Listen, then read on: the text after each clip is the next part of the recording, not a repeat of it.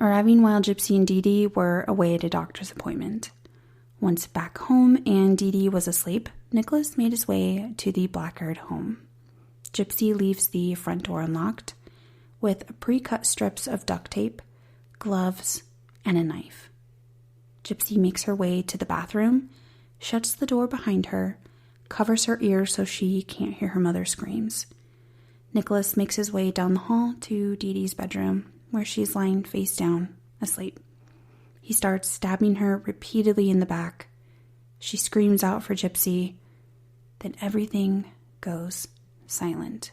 Oddly enough, Gypsy and Nicholas had sex in Gypsy's bed once Dee Dee was dead, before taking $4,000 in cash and fleeing to a motel outside of Springfield.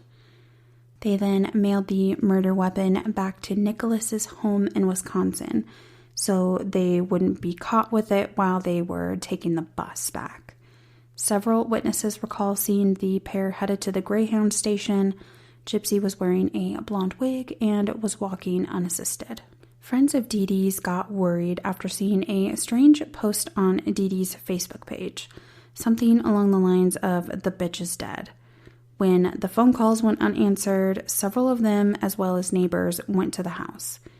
Dee Dee and Gypsy were known to be gone on medical trips unannounced, but Dee Dee's Nissan Cube, which was modified to hold Gypsy's wheelchair, was still in the driveway. Protective film covered the windows, making it difficult to peer inside, and no one was answering the door, so 911 was contacted. While police were waiting on a search warrant, they allowed one neighbor to climb through a window.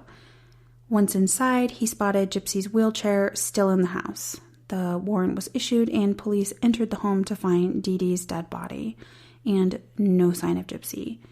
A responding officer noted that the house was a wreck. It was cluttered with so much stuff. Nothing was clean and organized. But there was a hall closet with a padlock on the outside that was so neatly organized and clean. It was a closet top to bottom of medications, neatly labeled. It was Dee Dee's own personal pharmacy.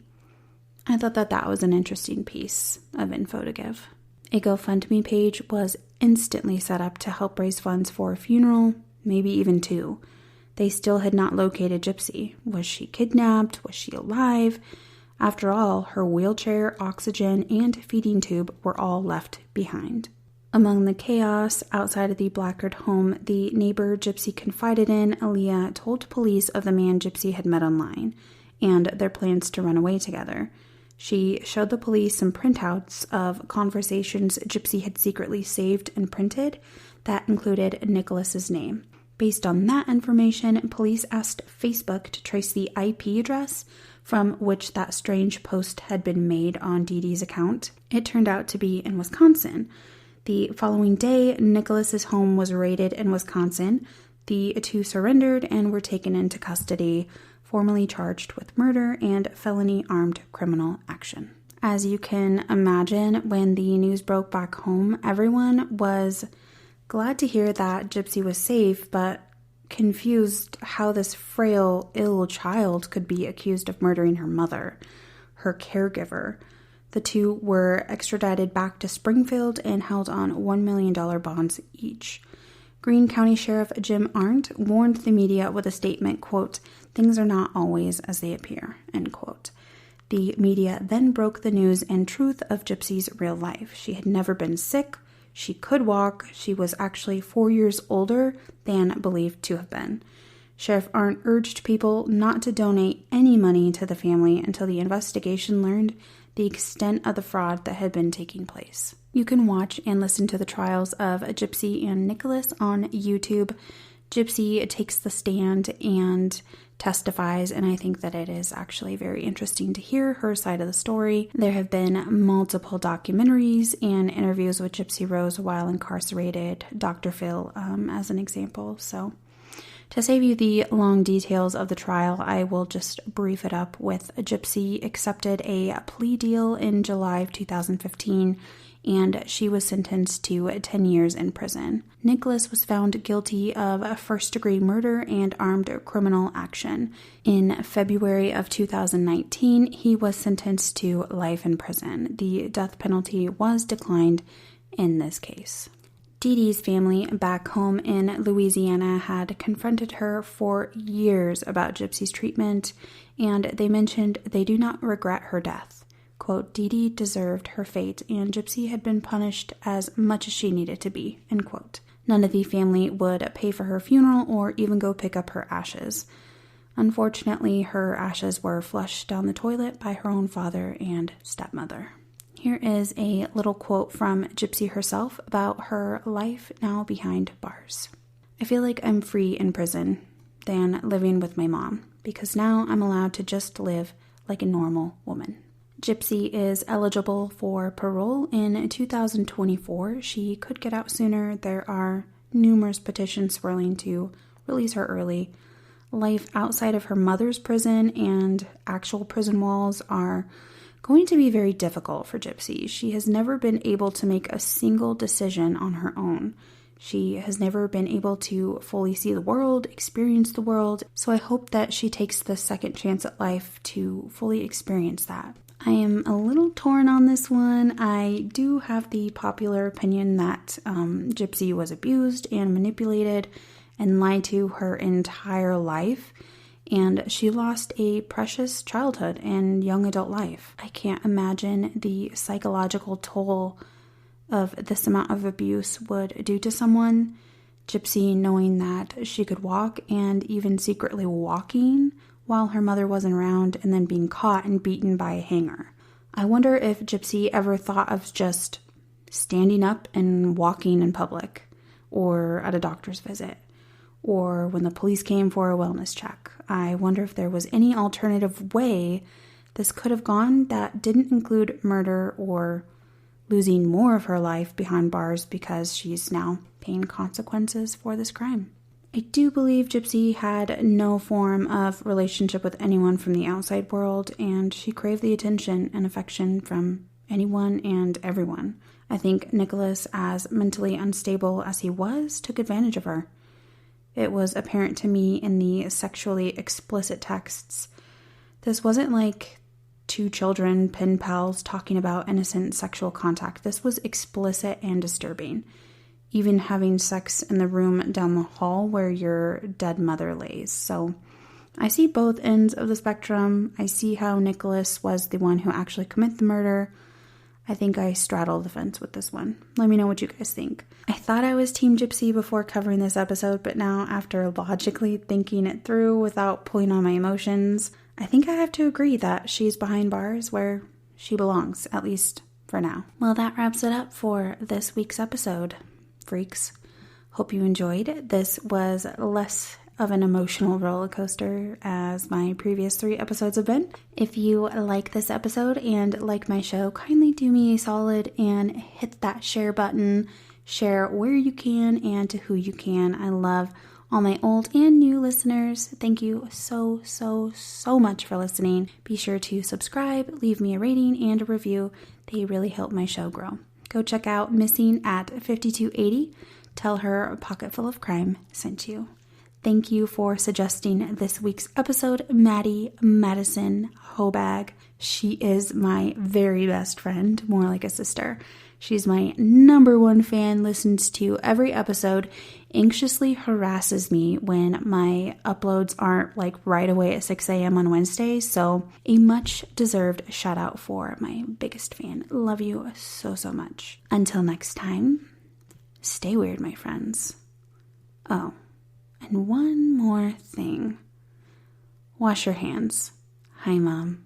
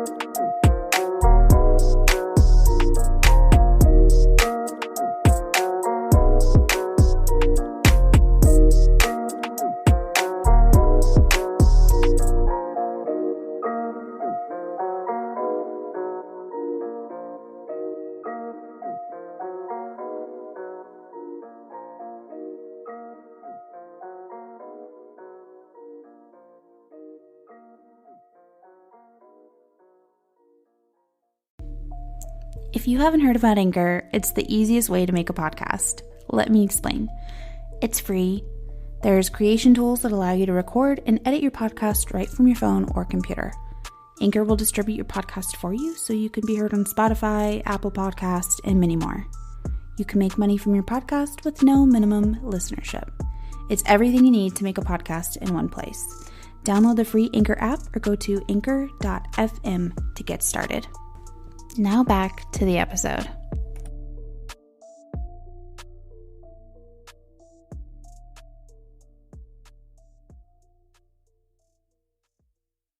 I remember my mom had gave me this little glass house, and she said, one day this will be real.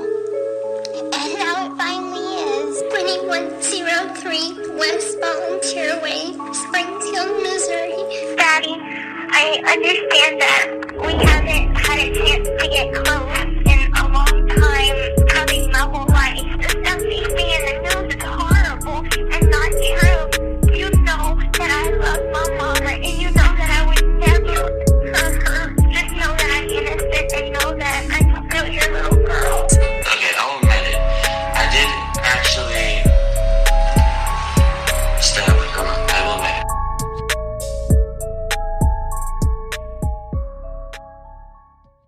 Hey. Hello. How are you, my weird friends? It's me, your host, Rachel. Welcome back to yet another episode. Let's address the elephant in the room. I hope all of my listeners are safe, healthy, and doing well during this difficult time across the world. I pray this virus will pass and our lives will go back to normal very soon. I feel so deeply devastated for all the jobs and businesses and communities and the economy that has been affected by this outbreak.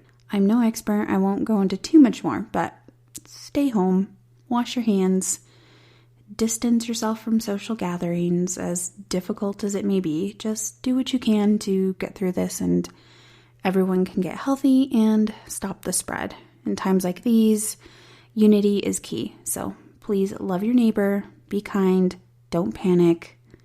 Oh, and don't touch your face. Phew, now that is out of the way, I thought I wouldn't survive to record this episode while everyone is worried about catching the coronavirus. The stomach flu has hit my house the end of last week and over the weekend, so my house now radiates the welcoming smell of bleach. I have lost count on how many days I've stayed inside, and my hair looks like a possum might be living in my messy bun. I want to give a quick shout out before I get into this week's case. There is a new true crime podcast that deserves some love. She has been in contact with me from the very beginning, and I have enjoyed giving her some tips and tricks. She doesn't need any help, by the way. She is a natural. I listened to her first episode yesterday while bleaching my house for the second time, top to bottom, and I was so proud of her. I am going to read you a little bit about the host, Jessica, in her own words. I have always wanted to start a true crime podcast, but never knew what I would do until I met A. She's the woman who, in the story of Rita, went to court and fought and won her attempted murder against Juan Jose Fajaro. Her story is her own, but when I look into Rita and try to put her name into the podcast search bar, there was nothing. It was heartbreaking, almost like she fell through the cracks, and I wanted her story to be heard. I needed it to be heard. So I started out just wanting to tell Rita's story, and then I met Randy and Denise. Their son went missing in 2016, and they still don't have any answers. It really hit me watching the investigation of Gannon unfold as to why the people I know of hadn't been sought out after as much as poor little Gannon. I want everyone to know about these people too.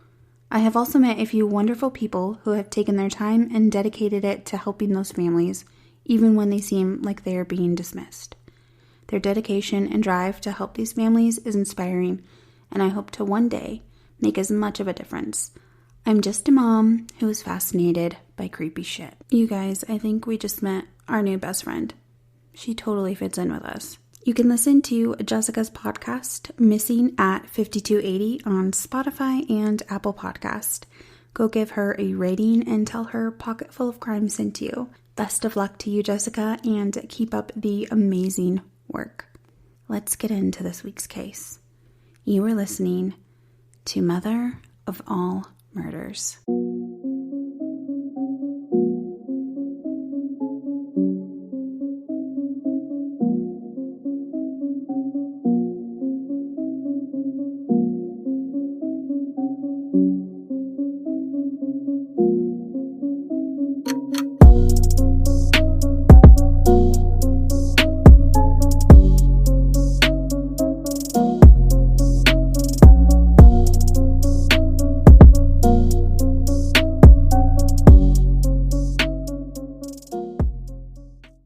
Sure that the name will strike a chord with you.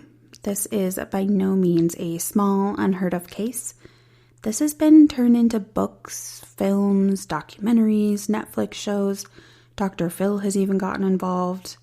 You know it's a juicy peach when Dr. Phil gets called. Claudine Dee Dee Blanchard, born May 3rd, 1967 in Check Bay, Louisiana.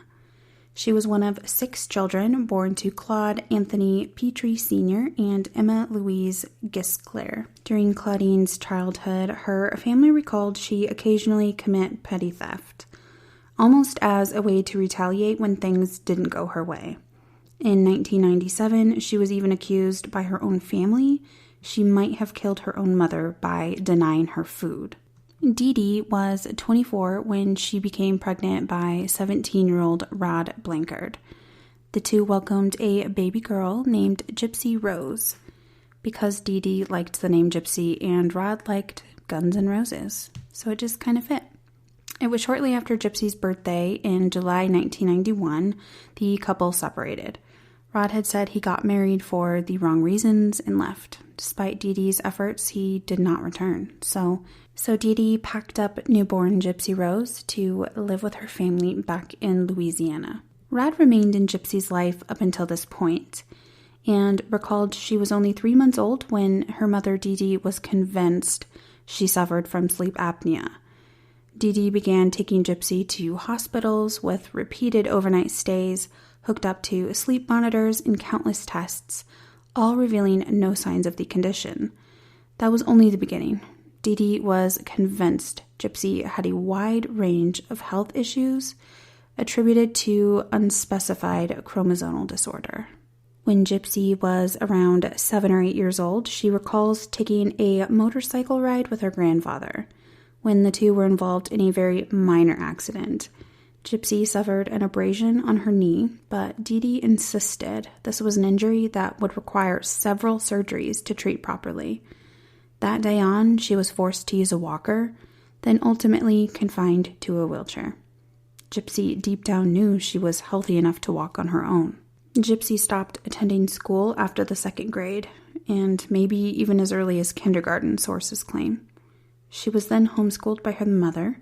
Supposedly, her illness was just too severe to attend public school. Gypsy somehow managed to learn to read on her own by reading the Harry Potter books. I don't know why, but I just had a flashback of the movie Matilda, where she went to the library all the time, and yeah. Anyways, Gypsy's father, Rod, did go on to remarry, and Dee Dee and Gypsy moved in with Dee Dee's father and stepmother.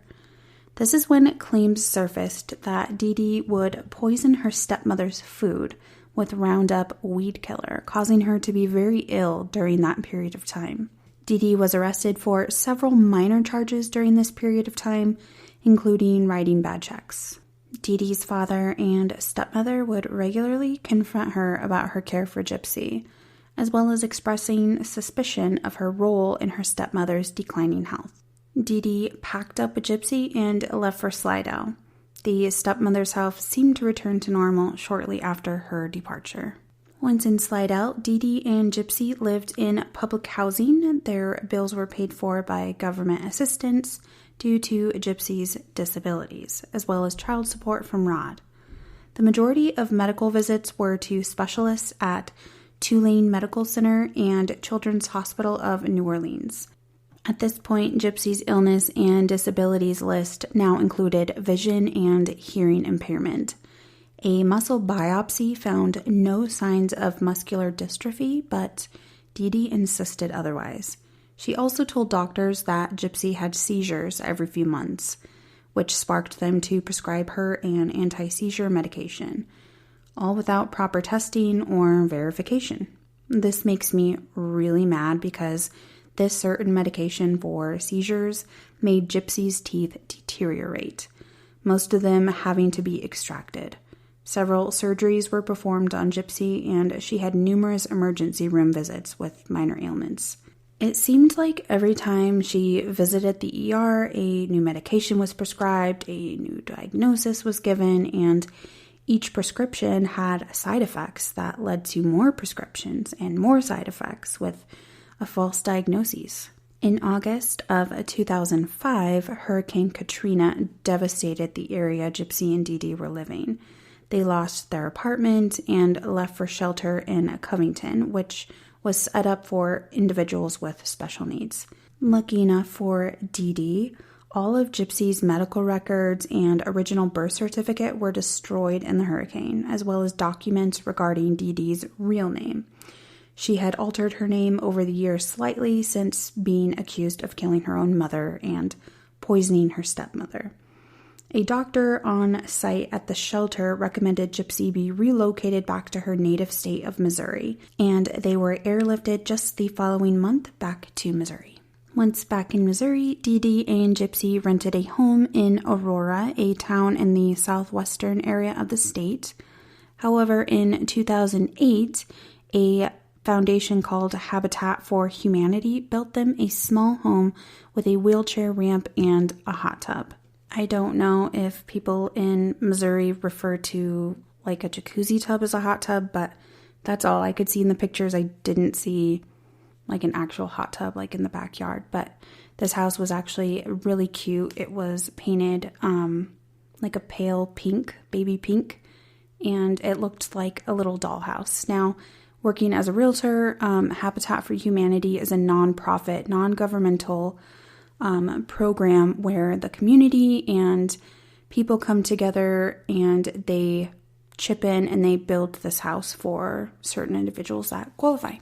The story of a single mother with a disabled child forced to flee their home, devastated by the hurricane, received lots of media attention. The community often pitched in to help the woman, who has now changed her name from Claudine to Claudinia, but was also known as Dee Dee.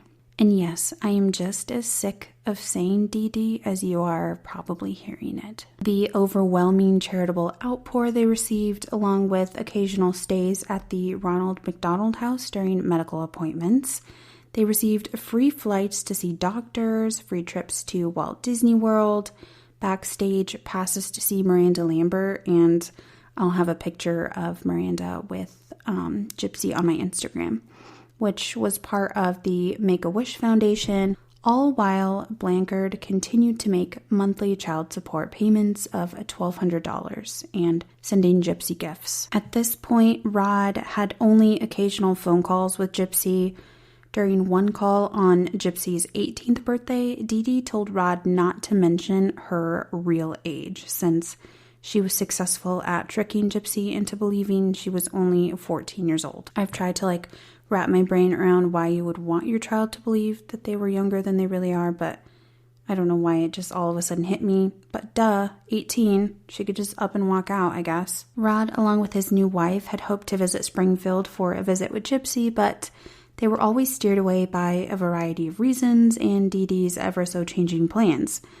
To the rest of the world and neighbors, Dee Dee told them that Gypsy's dad was an abusive, drug addict, alcoholic who never came to terms with his daughter's health issues and never sent them any money or support. Now, I'm going to play devil's advocate here. I don't want to let Rod, Gypsy's dad, off the hook that easy. At this point, they were just speaking over the phone, and he knew that, she had all of these supposed health issues, and even in his own words, he thought that they were extreme. He didn't believe Dee Dee, so why weren't you involved more? Like, why didn't you push more to be involved in your daughter's life or to get to the bottom of it? Maybe show up to a doctor's visit once in a while? I don't know. That's just me, though. Don't just say that, Dee Dee changed her plans and that's why you weren't involved in your daughter's life, her entire life. That child is half yours. Show up. Go get custody. I don't know, do something. Don't just sit back and watch this happen to your daughter. Gypsy, on the other hand, was very easily loved by everyone she met. Her small frame stood 5 feet tall. She was nearly toothless. She wore big, large, thick glasses and had a very high-pitched, almost childlike voice. She looked to fit the part her mother created for her. She appeared to be very ill. Gypsy often wore hats or wigs to cover her baldness. Dee Dee often shaved Gypsy's head to mimic the hairless appearance of a chemotherapy patient. She told Gypsy her medication would make her hair fall out eventually and would be better to shave it off first. When the two left the house, Dee Dee always brought along an oxygen tank for Gypsy. She even had a permanent feeding tube inserted surgically to feed Gypsy after telling the doctor she could not eat. Gypsy kept a small frame and a sickly stature by being fed only children's liquid nutrition supplement drinks like Pediasure. In order for Dee Dee to control Gypsy in every aspect, she used physical and verbal abuse. She would hold Gypsy's hand in public. If Gypsy would say something suggesting she wasn't really sick or acted above her purported mental capabilities, Gypsy recalls her mother squeezing her hand very tightly, and when the two were home alone, she would strike Gypsy with her open hand or with a coat hanger. The medical visits continued. Dee Dee had Gypsy's saliva glands treated with Botox, then extracted altogether to control her drooling. Gypsy later claimed that her mother had induced this by using topical anesthetic to numb her gums before doctor visits. The lack of salivary glands and side effects from the medications, the majority of her teeth were extracted and replaced by a bridge.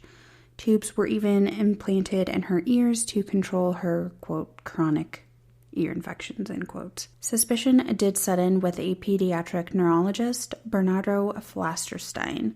He seen Gypsy in Springfield and became suspicious of her muscular dystrophy diagnosis. He then started ordering MRIs and blood tests that came back with no abnormalities. Quote, I don't see any reason why she doesn't walk, end quote.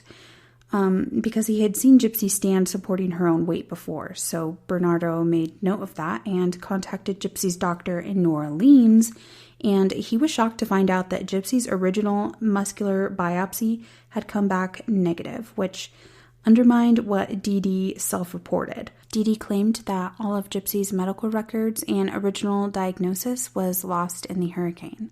This is when the pediatrician made a note that he suspected Dee Dee suffered from the possibility of Munchausen syndrome by proxy. Munchausen syndrome by proxy is a mental health problem in which a caregiver makes up or causes an illness or injury in a person under his or her care, such as a child, an elderly adult, or a person who has a disability. Because vulnerable people are the victims, MSBP is a form of child abuse or elder abuse. Some way and somehow Dee Dee was able to gain access to Bernardo's notes and subsequently stopped taking Gypsy to see him, which only to me is even more suspicious.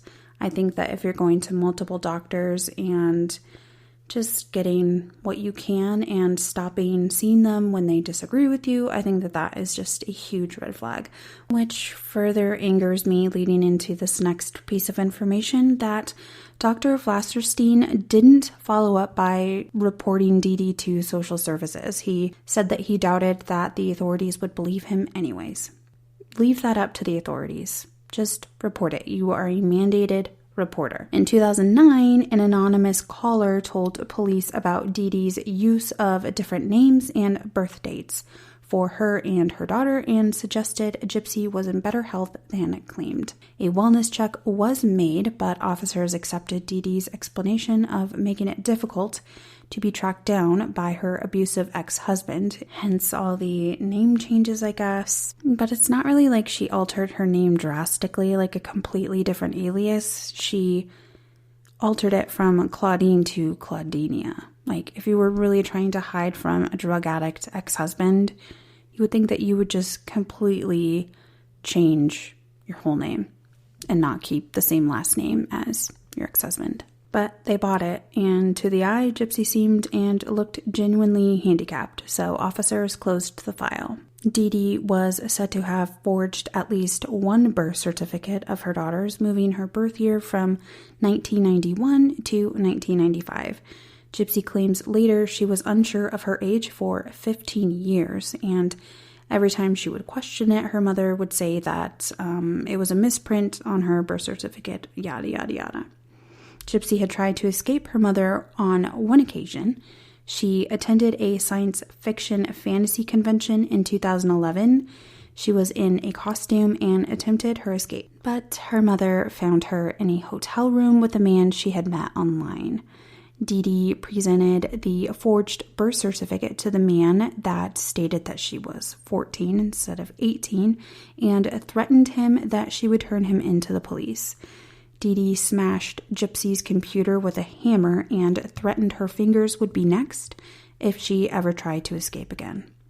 She kept Gypsy on a leash and handcuffed to the bed for 2 weeks with bells on the doors. Dee Dee told Gypsy she had filed paperwork with the police that Gypsy was mentally incompetent, leading Gypsy to believe that if she attempted to go to the police for help, they just would not believe her. In 2012, Gypsy continued to use the internet after her mother had gone to bed. This is when she met Nicholas Goddejohn, a man around her age from Big Bend, Wisconsin. They met on a Christian singles chat room.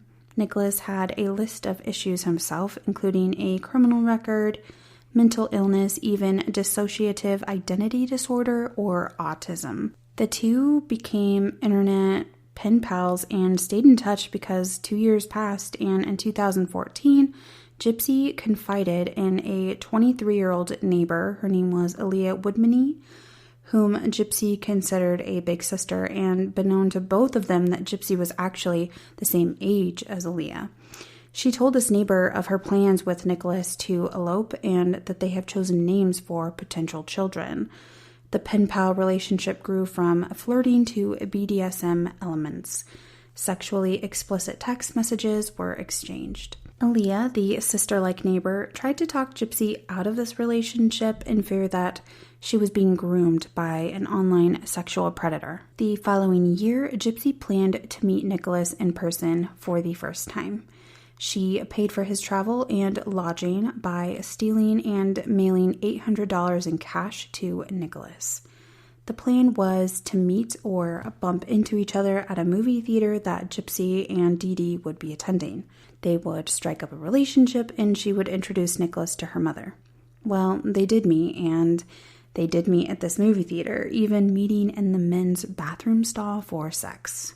Dee Dee, of course, did not accept Nicholas, even as a friend. She made it very clear Gypsy would not be able to date or have any kind of relationship with the opposite sex as long as she could control it.